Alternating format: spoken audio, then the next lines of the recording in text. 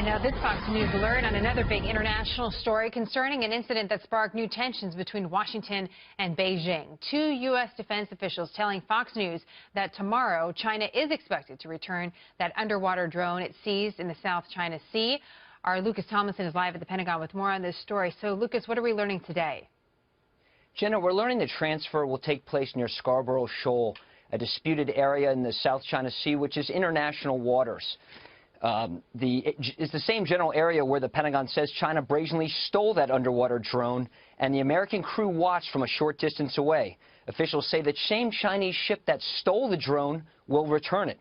And the Pentagon says the underwater drone is an unclassified system used to map the seafloor and collect ocean data. Officials say this same information could be used to help counter Chinese submarines.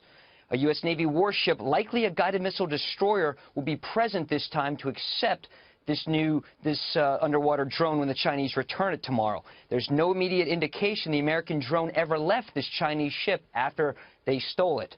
Now, yesterday, the powerful GOP chairman of the Senate Armed Services Committee compared the Chinese seizure to another one earlier this year.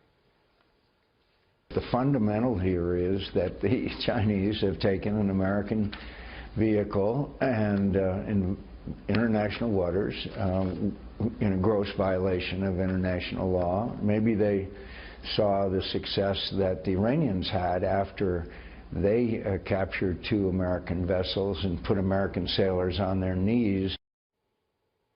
Jenna, Fox News is told when confronted in Beijing, a senior Chinese military official responded this way, quote, "There should be no surprise about this, nor that this happened in the South China Sea.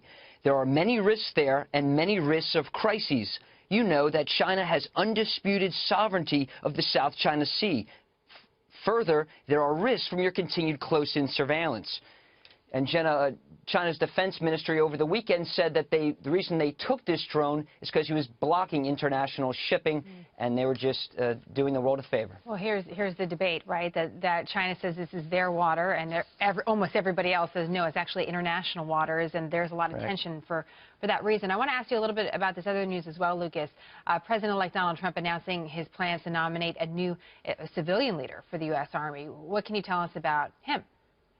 Well, I can tell you that Mr. Viola is a billionaire businessman. He's the founder of a successful electronic trading firm. He's the owner of the NHL's Florida Panthers. He's also the owner of successful thoroughbred racehorses.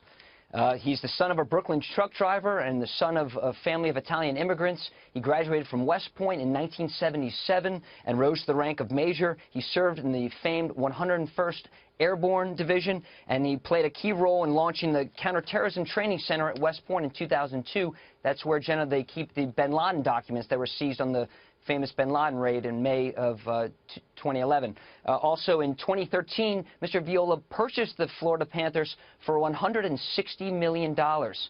Today, Jenna, that franchise is worth over $230 million. Huh.